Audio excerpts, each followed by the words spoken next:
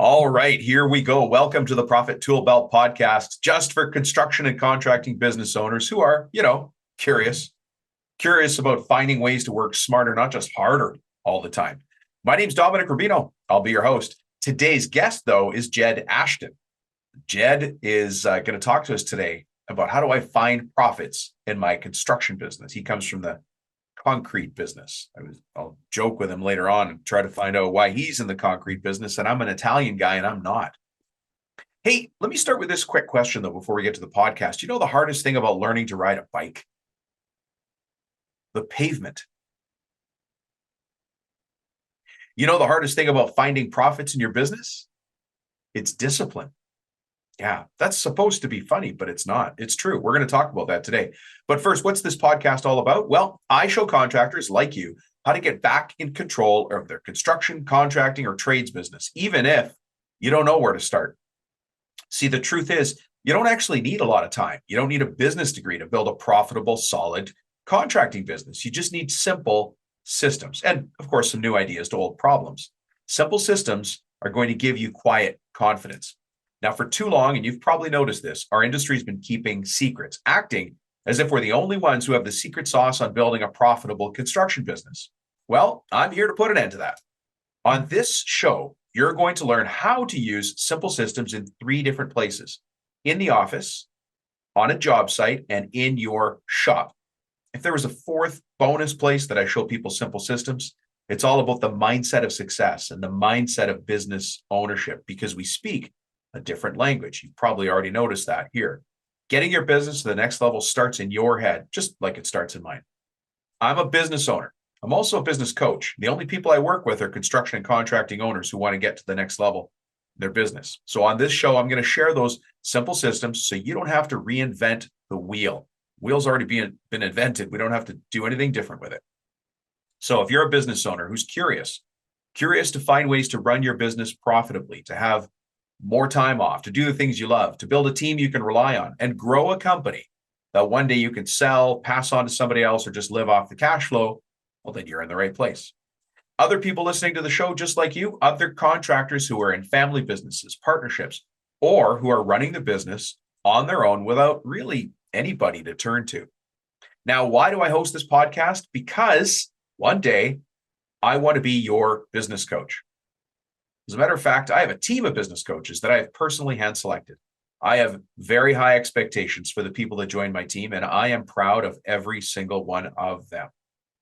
So as you listen to this podcast, ask yourself if you think me and my team might be the right solution or tool to help you get to the next level. With that being said, I'm going to go into business coach mode right now. I'm going to challenge you. In this episode, you're going to hear something or learn something or realize something or remember something that you already knew. But on that, I want you to take action in the next 24 hours. And then I want you to pay attention on how that improves your business or your life.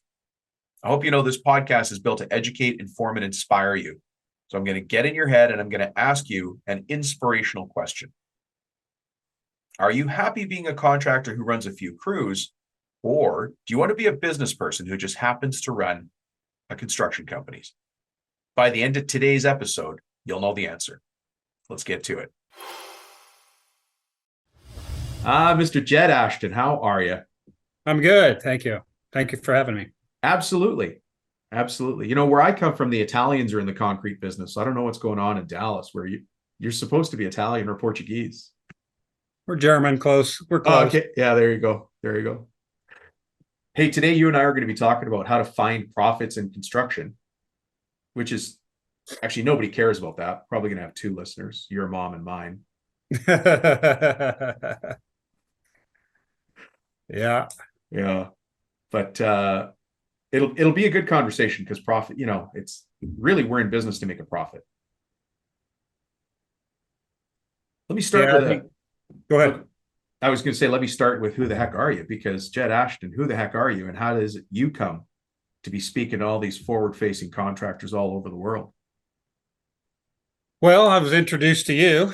So I guess you're the link to that. But about me, I'm a CFO for Concrete Services Company here in Houston, and have been the CFO here since '09, so a long time. Yeah. So I've been able to see a lot of change over that period of time, but I was a business analyst before that, Oh, for a bit. And so uh, I guess my focus, or I guess my strengths, are in systems, creating okay. them, Financial getting systems or like operations as well. both, both. Yeah. Um, so that's kind of about me. I've got 6 kids, and um, That's nice. Well, that's yeah, good. so got a good family, it's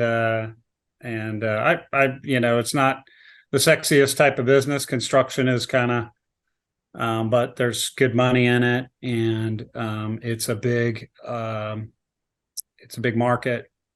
We're in a Yeah. big market for what we do. You are in a Uh, big, yeah, like you're in Dallas. our main office is in Houston. We Oh, have Houston, sorry. Yeah. we have offices in Dallas, and also in New Orleans. Yeah.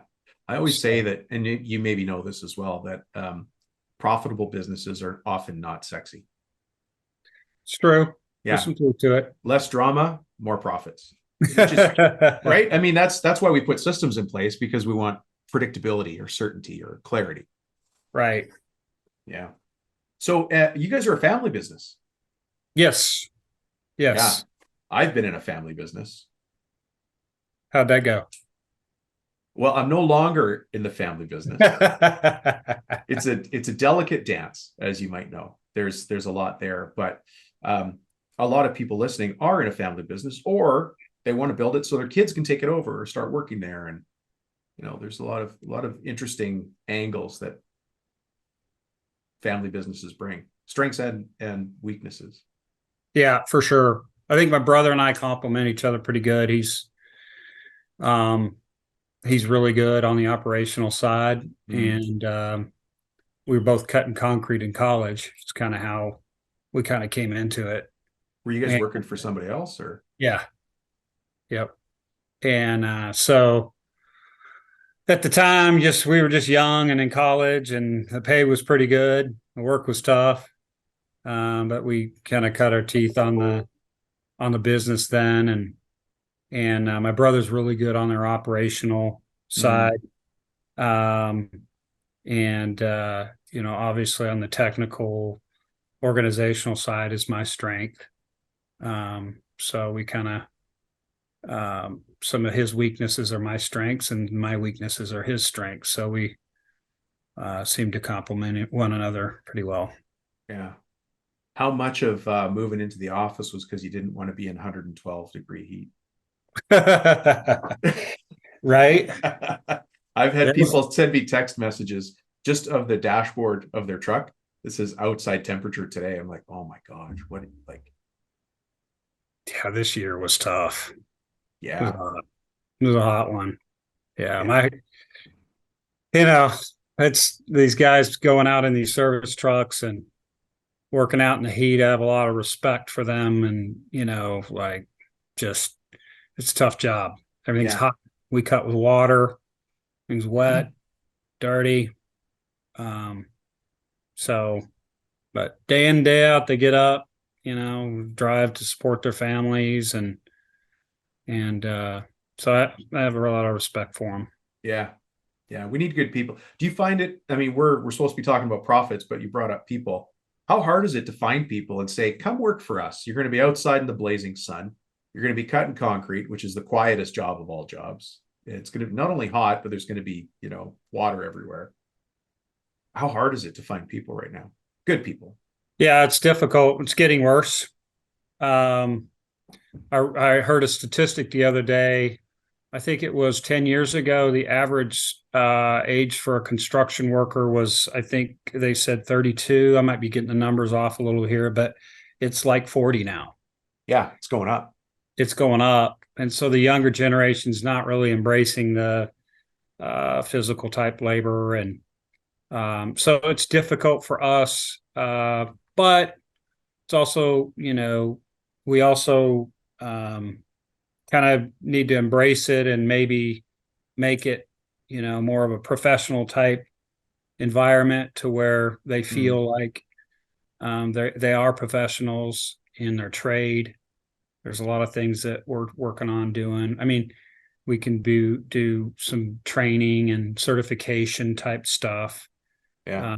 that kind of adds to some of that to attract people. But it's tough. And answer your question, it's difficult. It's getting more difficult for Yeah. sure. Yeah. Well, in order for us to do those things, buy nice uniforms, do training, have a good work environment, have the most updated service trucks, and get the best contracts, we need to be. Profitable. Oh, what a great answer coming from the CFO. So let's go back to profits. What was it like when you guys first? Well, your brother started, and then you went off and you did obviously private work in as an analyst, and then came in. But do you remember what it was like for your brother when he started getting jobs and struggling with profits? Yeah. Yeah, it was tough. He was, when he first started out, he was, collecting money in construction's tough, on time, especially as a subcontractor. Yeah, and it's commercial. You're signing other people's paper, right? Yeah, Yeah. commercial and some industrial. Yeah. So it was tough. I mean, trying to cash flow the thing while you grow is Mm, difficult. Um, when I came, we were, a, you know, a shell of what we are now, but I think that probably, something that really fueled that is our ability to borrow money and structure our finances in a way that we could do that. mm. Um, Well, let's go back a bit, maybe to when you first showed up, and I know that might be a couple of years ago. But what were some of the changes you made to introduce profitability? Because you're a CFO, Chief Financial Officer, so you see the world through those eyes of, okay, you see the numbers on the page like another guy might see a tool in his hand and understand it three-dimensionally, right? right. So, do you remember back to some of the first changes? I do. Yeah, I do. So a couple things. I have a philosophy that I think it's correct, but if you can't measure it, you can't control it. yeah, So um, you're guessing. If you can't measure it, then you're guessing, and guessing gets you in trouble fast. well, So um, when I first came, probably the biggest item was the job costing. Having the costing roll from the field to the jobs. right. Um, and then, once we kind of got a handle on the job costing, Mhm. we needed an operating system that allow us to link the dispatch board and have it all housed in one place so we could run all of our dispatch through our operating system with an equipment module to keep track of all of our stuff. So Because there when was a I lot of measuring. You did a lot of measuring because it sounds like a lot of guys will measure after a job, but it sounds here like you did that job costing during the job. yes, Yeah. yes, yeah, you should never do it at the end of the job. That is a bad idea. So you should do it as it flows, as the work flows in, as the bills get paid or Mm, posted in accrual accounting. But you should have a system set up to where you're assigning work orders or job numbers, and you have your costs flowing to those job numbers. We had a large amount of field variable costs, mm, and so things like fuel, uniforms, tolls, superintendent labor, diamonds, a lot of things that you can't point to a specific job, right. but the more work you do, the higher they are. Fuel is a great example. Yeah. And Um, yeah. so the premise is, well, how do you push that into jobs? Well, you have your cost of goods sold that roll to the jobs, and then you have a field variable section where you see what percentage that is of your labor, and you push it back up into your cost of goods sold. And I hear that from people sometimes. They're like, well, there's a bunch of things in our industry you can't measure. And my answer back is, well, you can if you start. And maybe you accept the frustration that we're not right on the number until you get enough information. And then you realize, hey, last year we spent, let's say diamonds, because you're talking about, do you guys resharpen the blades or buy new blades? No, we buy new blades. Okay, so you buy, so eventually, on $1 million in business, we buy, I'm just going to say $10,000 worth of blades. So then the math follows, for every million we do, we're going to go through 10,000 in blades. And that's, I think, the easiest way to build a budget.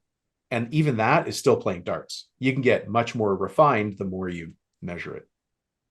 Yeah, I mean, the only reason not to measure something that's important in your business is maybe if it's too expensive to do so. So too expensive to measure it, you mean? Yeah. There are cases where there's, the cost kind of outweighs the benefit of having it. Of measuring that little thing. Yeah. Yeah. But that's the only reason. Yeah. I don't want to give people an escape door, because they're going to say, well, it's too hard to measure anything. Too expensive. Yeah. It's too expensive, Jed. It's just me. Yeah. I don't want to measure anything, but sticking your head in the sand doesn't make the number go away. Right. And the frustration of working hard, but not being profitable, you carry that to the kitchen table. Right.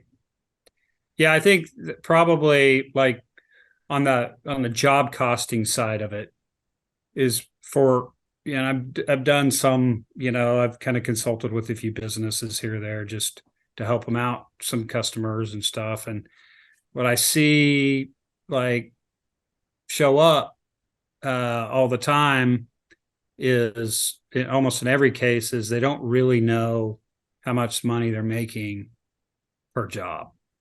They don't know how much money they're making per technician. They don't know which one of their technicians are more profitable than the others. They don't know which one of their estimators, sales reps are holding the highest margin, they probably know which ones have the highest volume, but they probably don't know, if you're not job costing, then how would you know who had the best margin? Which is super important. You want to know who's got the right volume, but the right profit margin. Right. Yeah. Right. So, when we do our sales, I'll put out a sales sheet. I have some kind of awards. I've got a championship belt for the highest volume guy for the month. And then I've got like a turnover chain. You've seen those in the football teams. They put the turnover chains on them with the back for the highest margin. So those are two things that's a good idea. So a little bit of soft recognition, but you get to walk around with a big WWE belt on, or the turnover chain. Yeah. Yeah. And they'll fight over that thing, man. So, but that's just a good example of like, really knowing, because when you got to, when you're looking at, I have a good example. I was an analyst for a while, and I looked at this business that had, they were manufacturing 3 different products. And I won't go into what they were. It was automotive related. But they had three different products, and they were losing money. That's why I was there, to analyze the business and see where the problem was. That was my job, to find where the problem was. And so I'm like, okay, which one is your most profitable product? And I said, rank them. So he ranked them. Okay, now show me proof of how you know that. Yeah. So in accounting, you always got to prove it. So he couldn't prove it because he wasn't job costing at all. This is a manufacturer, but the same principle is applied. Yeah. And found out that he actually had them reversed, or he was thinking in revenue, and they were reversed in order. So when we dug into it, assigned all the costs to the different Yeah. products, we found out that his highest volume product was his lowest margin product, and vice versa. So, then he was like, well, and a lot of contractors face this. Well, I'm not losing money. If I have to raise my rate, I won't get any work. Oh, I'm so glad you said that, because that's what we hear. I can't be profitable because everybody says I'm too expensive already. Yeah. So I have something to say about that. Because what a great segue. Please tell us, because I want to hear it. Because I get this all the time. I think there's 12 or 13 of them now, estimators and project managers in our company. Sure. And we have specific margins set up based on how we're doing or have done over the last 12 months. Because you really can only do pricing based on how you can do it. I mean, that's the reality of it. Everybody's pricing model is their pricing model. Everybody wants a simple, how do I do pricing? Well, it depends. And nobody wants to hear it depends. But we do know that and I think this is where you're going, that you have to hit a certain gross profit margin. Yeah. And how can you, like, what is that for you? Well, a company like us has pretty big overhead, right? Like we've got, labor, all these trucks and facilities, and we have over 200 pieces of equipment minus the trucks. And so there's a lot of ride with that. So like our pricing is going to include all of that. And the guy running mom and pop he should be able to be a little bit more competitive. Now he doesn't have capacity, so he can't do some of the jobs that we can do. Yeah. Right. But he can win in his space. He can beat me in his space. He can't beat me in my space. But so you got to kind of play where you can win. And I tell these guys that, if we can do better and we become more efficient and more profitable, then we can change our pricing structure. But until then, this is where we're at. This is what will make us a profit. So I see a lot of subcontractors chasing their competitors, and then their competitor goes out of business. And it was like, then they're on the brink of, going out of business as well. We had a real good example of this up in Dallas. We went up there, and the pricing for diesel sawing was like a third of what it is here in Houston. And they're only three hours away. Dallas is only 3 hours away from us. So I was like, well, they have a lot of limestone. I'm like, yeah, but you still got trucks and guys, and it still doesn't pencil out. It was only that one particular service. Well, there was a huge competitor there that had been using that pricing, and they ended up going out of business, incidentally. It's hard though when you keep bidding against, because you're bidding to a GC or to a government, and they're like, you guys are expensive. We're not even going to invite you anymore. Like, I'm telling you, this is our price. Right. And then when the other guy, you have to wait for that guy to go belly up, which, by the way, none of us want. Right. I don't want another guy to go out of business. I want us all, and there's enough business for us all to do well, but I can't chase bad business. Yep. Yeah. You kind of have to set you got to have to set like what you're going to tolerate on the bottom side. Like I'm not going to go any lower than this gross margin on my estimate. Because you just get into trouble every time you do it. Have you ever, this is a question you can choose to answer, by the way. Have you ever been in the office, or let's say the boardroom, just to make it easy, and somebody comes to you, another senior person, and says, we got to win that job. And then you look at the numbers and go, we can't. At those numbers, we don't want that job. How have you dealt with that conversation? So years ago, we had one, and I pitched a fit about it, and they met, and the biggest issue was we were $1 million less than the nearest quote. Oh, you guys were less. Yeah. Well, it ended up being $500,000, but to start out, it was like, they're like, you know, so it was a big job. It was like, it was like a $20 million job. So it Okay, wasn't. so you're talking like airport, university, call, something like Yeah, that. Yeah, yeah. yeah. So, anyways, we got into some trouble with that job. Um, uh, primarily, primarily just the GC had, some, I got to kind of dance around this a little bit, but it was poorly managed and there were Sure. problems on it outside of anything else. At the end of the day, we felt like, we kind of compromised on it. They came up on their price a bit. Mm. So on that situation, when it usually comes up when you have really large jobs because the margin, because the dollars seem so big. So if you're looking at Yeah. a $10,000 job and the difference between 10 and 15% is $500. Yeah, it's but when Yeah. you're It doesn't yeah, weigh as much in your mind. yeah, Yeah. when you're talking about 10 million, and that's a lot of junior bacon cheeseburgers. $500,000.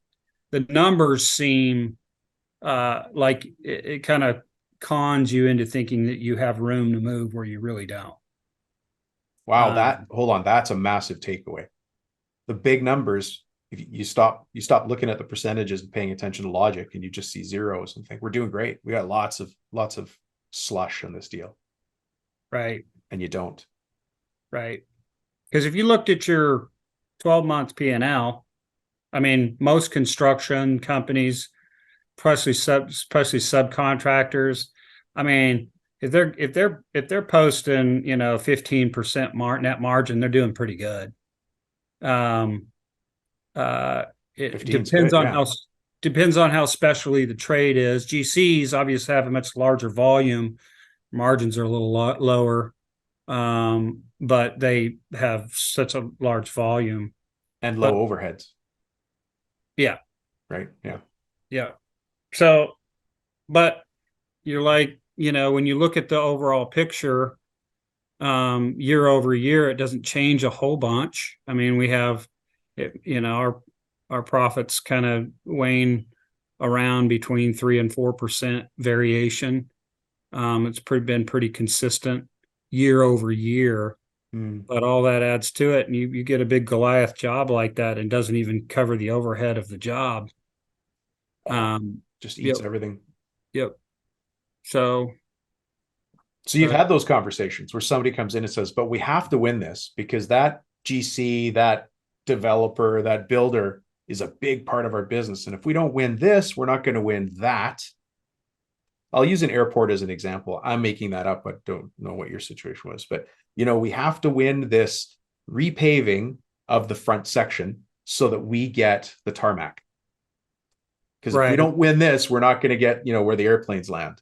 Right. And, your situation is going to be different, but I have to make money on the first one for the second one. Right. Am I wrong? It's hard though.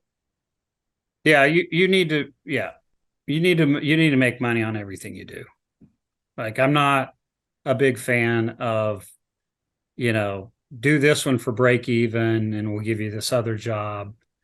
I'm not a big fan of that. But don't you get that phone call from a guy? He'll call you up and say, look, help me out on this one and I'll get you on the next one. Yeah. And I'm not saying it doesn't ever happen. I mean, we've got relationships where. Right. But you have to earn the relationship. It's not, this is your first time. You really give us a good deal and we'll give you the big one later. Yeah. Yeah. Would not do that. I think it goes back to your earlier statement, right? You got a guy who's good at that level and we can't compete with him. If it's a small cutting job where a one-man crew can do it, you shouldn't be bidding it anyways. And he shouldn't be bidding the airport job against you. Yeah. Yeah, I think, I mean, a lot of it's general contractors don't like using a whole bunch of different, like they like these, our subcontractors are like a comfortable pair of shoes for them. You know, Yeah. they know what to expect. They know if something happens, you're gonna come in and make it right. You don't have to worry about that. So one thing that we really push hard on is to make sure the general contractors we work for have coverage on all the jobs. So we bid pretty much everything, from minimum jobs all the way up to whatever. Because as a subcontractor, you're dealing with the GC's estimator, Mhm. and nothing is more infuriating to him than having a sub that bids one out of every 5 jobs he sends to him. Oh, he So can't rely on you to bid. yeah. Yeah. So, but that kind of segues into a different arena. Obviously, we have people to be able to do that. A smaller contractor probably has to pick and choose a little bit more. There's so much work out there; you can't bid it all. No, there's a ridiculous amount of work out there, which is something I want to remind people of, is that if you're getting price feedback, oh, you're too high, you might just be trying to work with the wrong people. Right. Right. Because there's guys that are going to shop you. They're always going to have your price in there, knowing you're going to come in high, low, or wrong. And they actually just want to use another sub for the job. Right. But you got to earn your stripes. You have to get out there and build the relationships, win some jobs. You have to be the $30,000 guy before they'll give you the $50,000 jobs. And then you got to be the $300,000 guy before they give you $500,000 jobs. Right. That's true. I think that one thing for like when we kind of alluded to, or like when we were back in like an 09, 010, there's a couple of pillars that I kind of go by. The first is you have to know what's going on.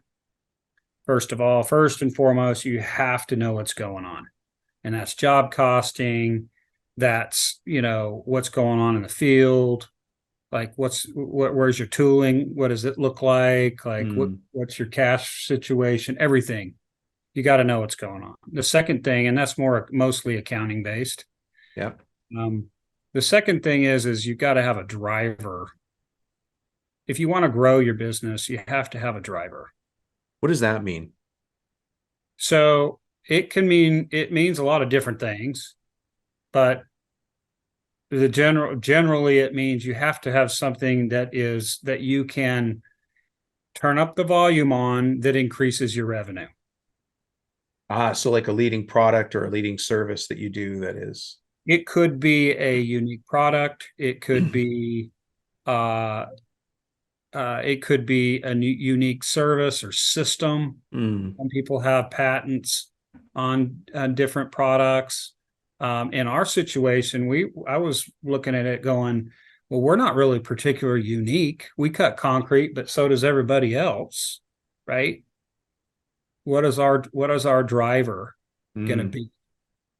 And so, I give away too many trade secrets, but I found a driver for our business. It's rooted in estimating, and okay. so we can kind of increase certain things, and it changes our revenue. So, and it's hard for a small business to go.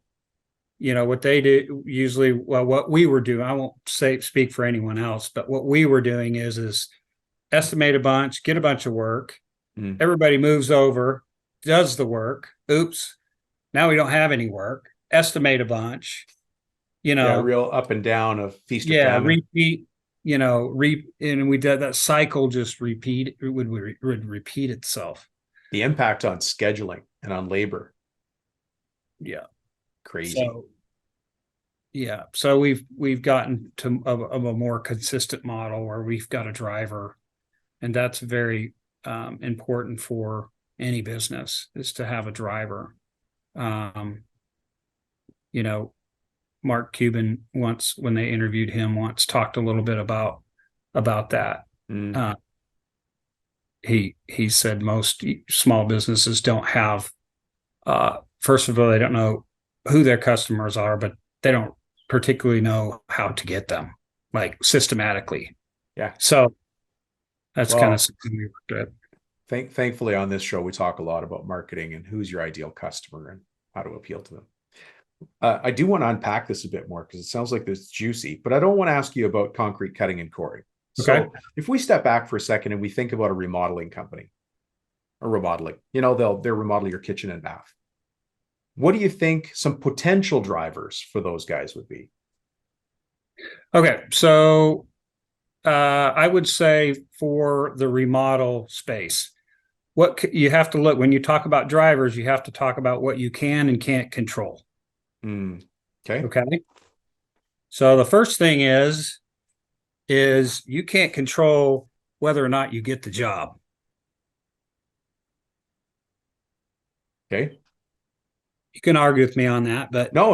I'm taking. I'm listening. My mind's going in a million directions. I mean, there's sales tactics and tools and marketing and setups, but you're right. You win the job or you don't. So that's a yes, no binary thing. You got it. You didn't. Okay. Right. So I can't. Yeah. So there is in all of construction, there is an opportunity for you to build your own capture rate. And now there's a lot of different ways to measure capture. And there's probably some people listening out there that's going, why would you do it this way? But there's a method to my madness. But basically, if you took what you estimated by what your revenue was as a percentage, what your revenue was of what you estimated over a 12-month period, then you would have a capture rate. So you're not talking about conversion rate where I estimated 10 jobs and I won 3. So I have a 30% conversion rate. You're saying I'm going to use simple numbers. I estimated $1 million in business and I won 200,000. That's your capture rate. That's it. Excellent. I like that.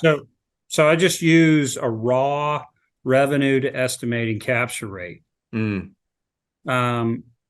then you need to look at, that on a 12-month running basis to see if it changes. Because the issue is you're not in a stagnant market. It's moving. Like it's getting worse. It's getting better.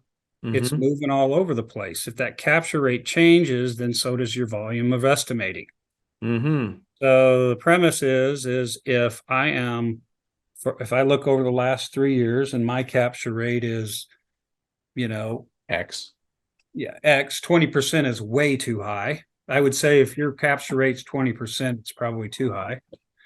But I like how you said that because people would argue all day long. What do you mean? I'm only winning 20%. I'm only winning 200,000 on $1 million in work. And my answer is you can't have too high a conversion rate or it means you're leaving money on the table. It's true. It's true. Anyways, I want to hear more about you and this hypothetical remodeling company. Yeah. We're only on step 2. So what's so if you can come up with, okay, over the past 3 years, on average, my capture rate is, let's just use round number 10%. So I can generally conclude, since I don't have a unique or patented product, and I have competitors that have all the same stuff that I do, I need to do something better than them to grow my business because I have to take work away from them. So what can I do better than them? Well, by understanding this capture rate, I can tell you right now, there's one thing you can do better than them. You can estimate more than them. And yeah. So by doing so, it opens up a whole bunch of things. Well, first of all, you're making contacts. Like you're contacting people all the time when you're estimating. Yeah. You're coming in contact with more people and say, well, yeah, that's really easy to just say, estimate more work. If you want to grow your business, that's easy to come up with. Well, if, in a down market, your conversion rate's going to get worse. And so you actually have to estimate more to maintain the same amount of volume. That makes sense? coat. Yeah, you're using a different, that's an actual driver to me. I thought you were going to start talking about upsells, like if it's a kitchen remodel company selling different packages of services, I think that could be a unique driver for sure. If you have something unique, a business strategy is not systems. A business strategy is something you do that your competitors don't do, or something you do better than them. So your strategy needs to be rooted in that, one of those two things. So what you're talking about, if you had a unique system or a patented product, absolutely that's a driver. You're going to take that and pound it home, right? Just go with it. And that will absolutely be a driver. But if you don't have anything that's particularly unique, and with subcontractors, for the most part, we're all doing the same stuff. You're a framer, concrete cutters. You make our own saws and all that kind of stuff. So we have to do something better than our customers or our competitors. So to have a strategy that could be in customer service, it could be the way the technicians interact with the customer. It could be, the driver could lie in there. If you can measure that, that's a tough one to measure. I'm going to ask you if this is a driver, and it goes to systems. Is one of the things I like to get people to measure is their change orders per X. So if I know that, you just got a little smile on your face, you're trying to hide. Yeah. But finish. But you just know, this is more in the commercial side. When you're dealing with a certain builder, certain estimator at a certain builder, they bid the job, and let's just say it's $1 million job, just for a number, right? But the change orders are coming. And every time you do $1 million job with them, I'll just pick another number. There's 200,000 in change orders. That's quite high, but I'm using numbers that we can easily see. If I know that that's the case, I can go into bidding their next job, knowing that if they're going to do $1 million of central work, there's going to be 200 grand in change orders I'm going to grab later. There's companies out there that know that really well, and they always beat you on the bid because they track and know they're going to make the money on the change orders. Well, I mean, and I'm okay if you disagree with me. I look at the numbers and I see, hey, this keeps happening. Yeah, I think that it does happen. I think it's pretty risky. But it's kind of a biggest move if you're going into a job assuming there will be change orders. If you're dealing with a contractor and they hit 20% of the job as change orders, well, I picked it every time. Yeah. Then there's some management problems on their end of it. Sure. And I picked numbers that would be ridiculous, so that it's easy to see. But even if it's, like either architect or engineer, if it's one or two cases out of 10, that just happens. The owner changes their mind, and there's if it happens every single time, then there's for your particular trade, then And yet we see that, right? You see that 1 p.m. at the same GC, that 1 p.m. is not as tight as the others, and there's always stuff they miss, and you got to come in. So anyways, that was an example of a driver, but that one doesn't sound like it's along the same lines as what you were thinking. I'm trying to find something that a guy in another trade that's not in concrete, but cutting and coring and polishing would say, oh, that's how I could apply that to my business. I see what you're saying. Yeah. Well, I had a good example. I was talking to a plumber. Here's a good example of a driver. And I was working with him, and I was like, let's come up with the driver for your business. Cause I feel like you're just, whatever people are calling, you're estimating, whatever you get, whatever you don't, but there's no method behind, there's no calculated method behind getting business. And we're just talking about, not operationally here, we're just talking about revenue generating drivers. And so he said, well, and they did installation, and he also just has started a service company as well, like doing service as well. So, but a lot of what he did was for installation was restaurants. Well, they always need service, right? So he could parlay the service to his restaurants. He knew all the players, right? And that's something that he's uniquely placed in.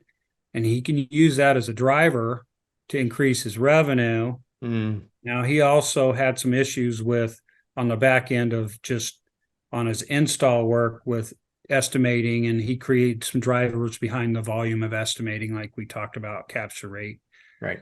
But this service piece became a nice driver for revenue. I like it. I've seen that work as well in a family business. Landscape, but hardscaping, like construction landscaping. Yeah. The son wanted to join the business.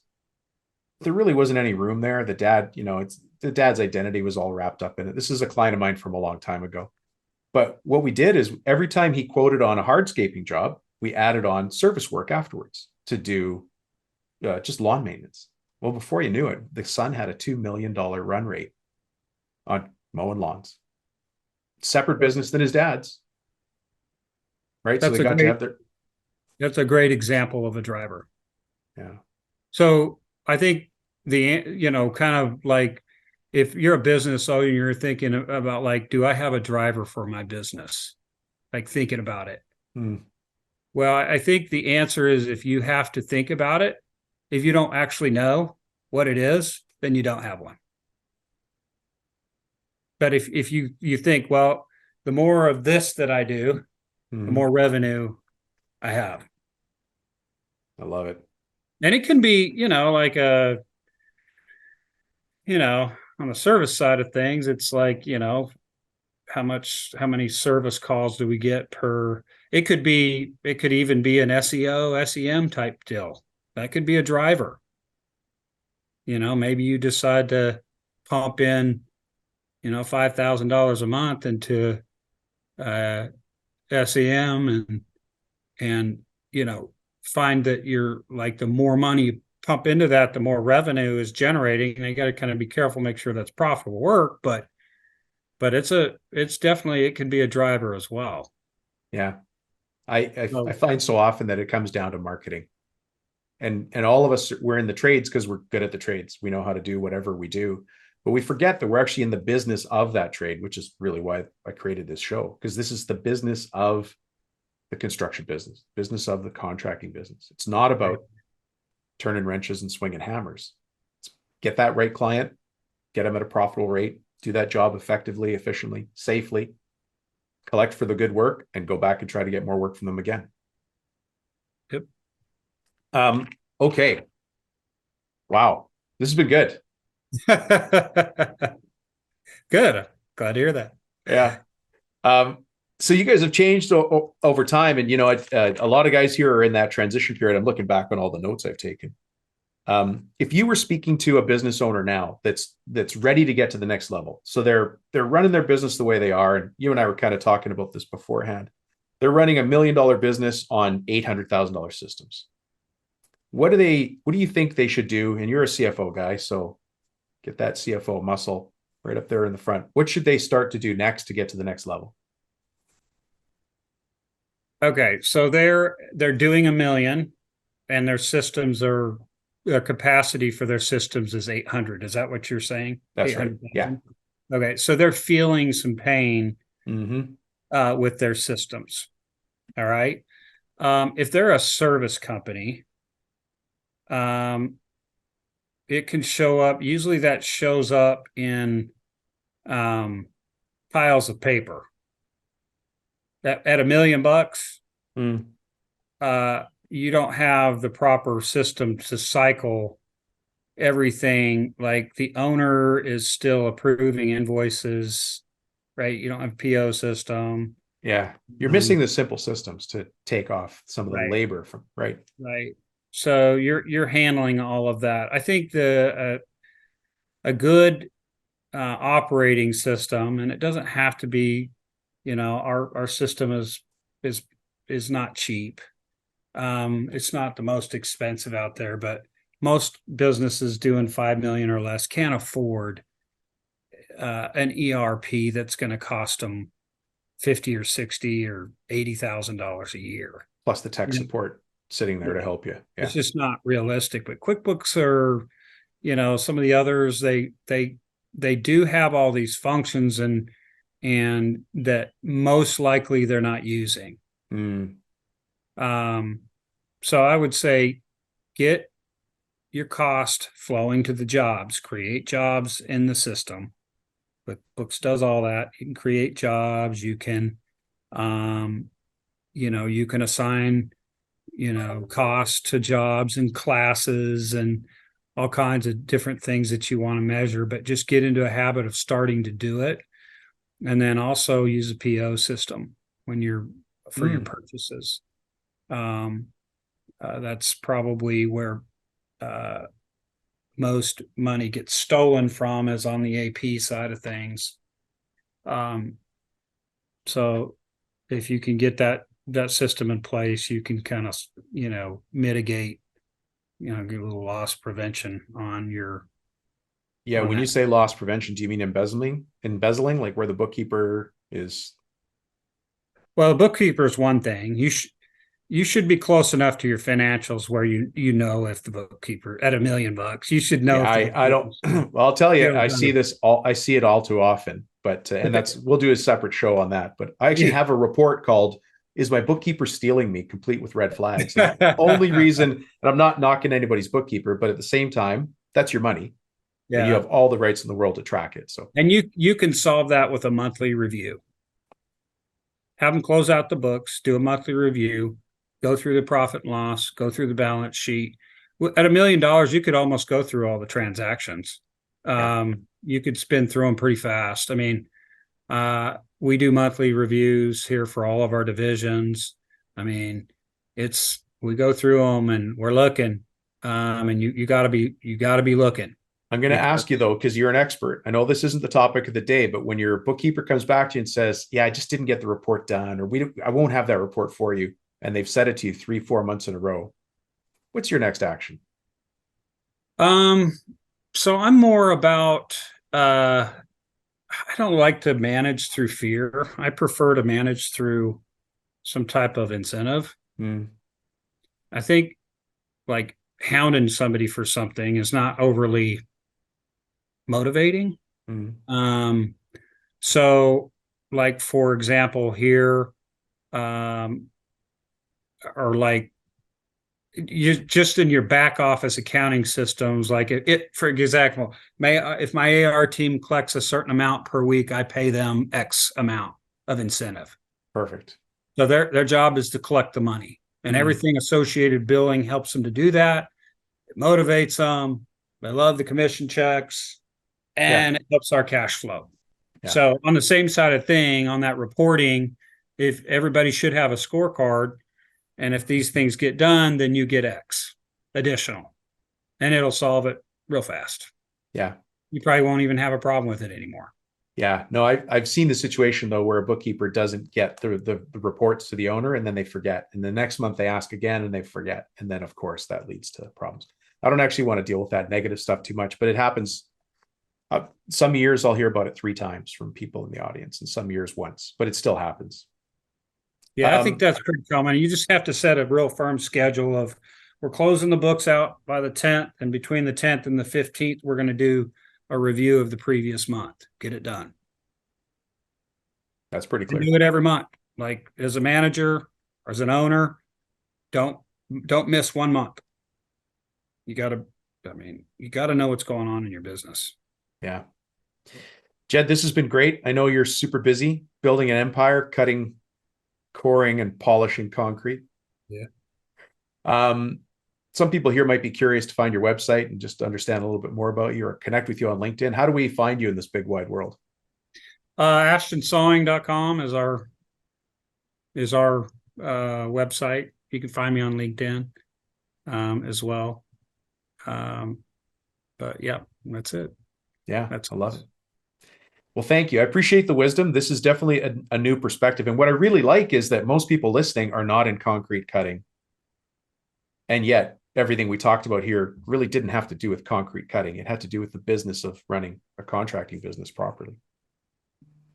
Yeah, I think principles are the same for everyone. They are. All right, Jed, thanks for being our guest. All right. Thanks, Dominic. Thanks. Bye-bye. Well, Mr. Jed Ashton, thank you so much for joining us here today. Great to learn about you and your business down there in Texas. Folks, what did you learn from Jed? What can you put in place? We talked about profits. Who doesn't want or need more profits in their business? And of course, I know this is obvious, but I'm going to say it. When we have more profits in our business, we get to take those profits home as owners and put them on our kitchen table, because we make those profits so that we can run the company and take care of everybody there, but also so we can take care of our family and build the company you've always dreamt of. So that's what Jed was talking about today. The discipline and the simple systems Jed was talking about, you could hear it in his voice. You need to do this. We must do that. This is how we do this thing. These are where we made mistakes in the past. And he walked you right through it. So go take action on the wise words of Mr. Jed Ashton. This portion of the show is going to be broken into 3 equal parts. And today's pretty cool. I'm going to start off with some dad jokes. Why? I mean, if you've listened to the show more than twice, you know why. Because we have to have a dad joke steam valve. I think some of you listen just for the dad jokes. But because I want you to open your mind, I want you to giggle a little bit, and I want you to understand that, yes, business is serious, but when we approach everything with a smile on our face, life gets easier. Can't be serious all the time, right? Then I'm going to ask you a favor. And then we're going to identify a common problem for contractors and subcontractors, subtrades. And that problem is, where is the money leaking out of this business? Why are we chasing profits when we have problems right in front of us that we haven't solved? And how do we fix that? So I'm going to dig into that today. I'm going to simplify the problem, then give you steps on how to fix that right here in the next few minutes. Let me start off with some quick dad jokes, get your mind open to the opportunities that the world provides, because we live in the best time ever to be in business. Hands down, best time ever to be in business is right now, today. There has never been a better time than right now. And so let's take advantage of that, and let's go into it with a big smile, with our shoulders back, our chin up, our chest held high. Take a deep breath. Let's do this. So, of course, today's topic is, how do I find more profits in my construction company? I want you to think a little bit differently. Here's some different thinking things. If paper beats rock, and rock beats scissors, and scissors beats paper, what beats all 3 at the same time? Chuck Norris. You know, Chuck Norris doesn't actually read books. He stares them down until he gets the information he wants.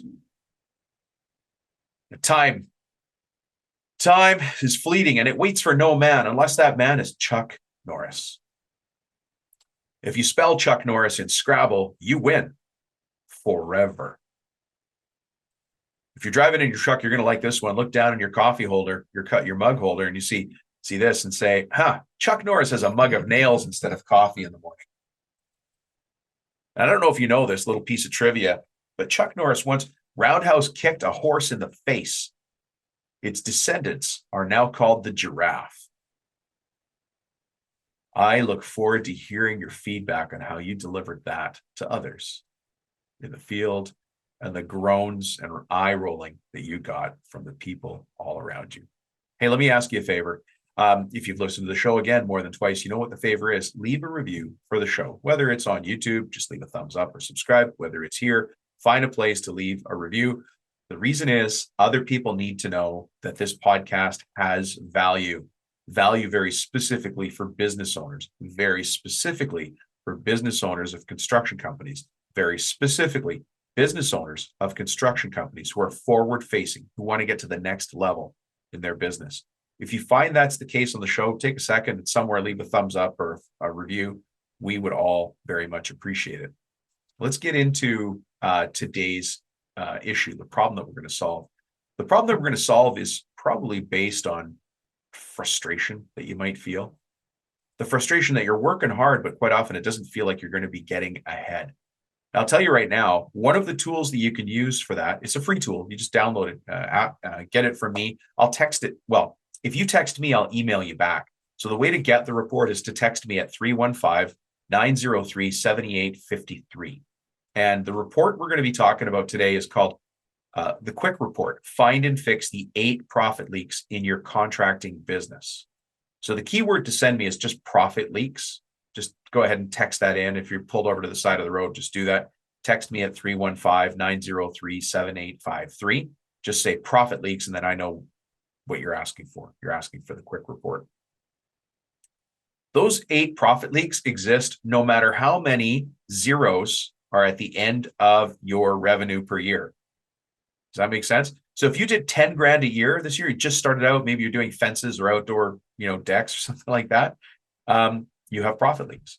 If you do 10 million a year, you have profit leaks, and anywhere in between, beyond that and below that. We all have 8 profit leaks in our contracting business.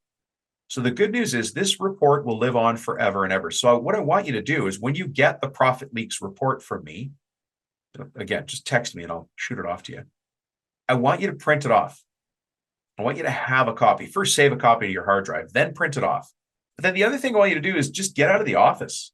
Go away. Even if you work at the home office where nobody's bugging you, go to another place. Go to a nice coffee shop. Maybe grab a coffee and go sit in the park at a picnic table. But just get out of your normal environment. Again, back to the reason that I tell these dumb dad jokes all the time. It's because I'm trying to change your mind from being always in the logical side to the creative side. That's a business coaching tool that we use. We use logic and emotion as tools against each other in our minds in order to fire different mechanisms so you increase your speed of learning. Way too much insight on how business coaching works, right? But think about that. There's times I want to introduce logic to the discussion. There's times I want to introduce emotion to this discussion. That's good coaching.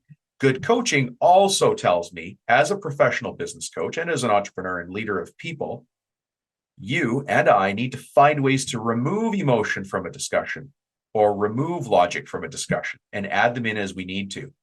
The tool for that on the show is the dad jokes. The tool for that here for you is to take the logical piece, which is the profit leaks report, print it off. That's very logical. I'm going to print this off. Dominic said to bring a pen. I'm going to bring 2 pens, a black pen and a red pen. I'm going to buy a coffee. My favorite coffee is a medium black with 2 cream, 2 sugar, whatever it is. I'm going to go sit at a park bench. I'm going to sit at the park bench in Allegheny Park. I'm going to face south. That's all very logical. But doing that and sitting there and scribbling in the notes, that's the creative side. And that's what I'm trying to fire inside you, even though I'm not sitting there with you as your business coach at this very moment in time. So you get the profit leaks report, you print it off, get out of the office, leave the office. Again, I don't care if you have an office where you're alone, get out, just change your environment. Go to a quiet place, take notes, and then put ideas in your calendar after this and get to work. So there's 8 different places in your business you're losing money right now. And these leaks, it's like death by 1,000 cuts. It's money you're not supposed to be losing.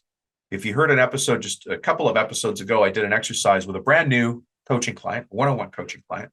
And we did a very simple look at his profit leaks. And we found out that he had a cell phone bill he's been paying for 2 years.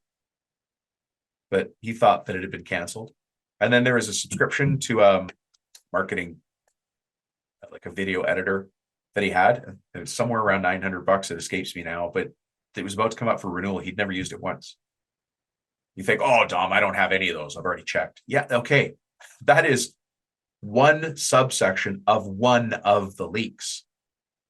One of the things that I want to challenge you with, and I want to get right up close to you and challenge you in your face, is please don't say to me, nah, we're good. I already checked. Because that's the kind of thinking that leaves you at the back of the pack, not at the front. Always be questioning. We call it challenging your assumptions. It's a good thing to do, right? Challenge the assumptions. Have you ever gone to bed at night and thought, I'm pretty sure I locked the door. I should go check. You go down there and you check and the door is locked, but you checked and now you know for sure. And so if your wife turns to you and says, hey, did you check the door? You're like, yep, did. She goes, you sure? And you're like, I'm 100% sure. And now you sleep really well through the night. It's the same thing here. Do you absolutely know things like your overheads? When was the last time you called your vendors for a vendor program? Vendors have programs. Vendors are the people that sell to you, right? So if you buy paint from a certain vendor, they have promotional programs. Well, they're not going to tell you about them unless they need to. And they need to when you call them and say, hey, do you have any vendor programs I should be aware of? There's many of these examples inside the Profit Leaks report. Now there's 8 of them. So we go through them one at a time. And the beauty of that is that you can think about them one at a time. So divide and conquer, right? So one of the first ones is we have low sales. Now, some of you listening are like, Rubino, you really don't know me because things are crazy right now. We have high sales. I can't even keep up. When you read that chapter, when you see the workbook, you're going to understand what I mean. The question about low sales is not having low sales, selling to the wrong customer, selling them the wrong product or service, whatever we make, build, sell, or do, right? What about wasted efforts?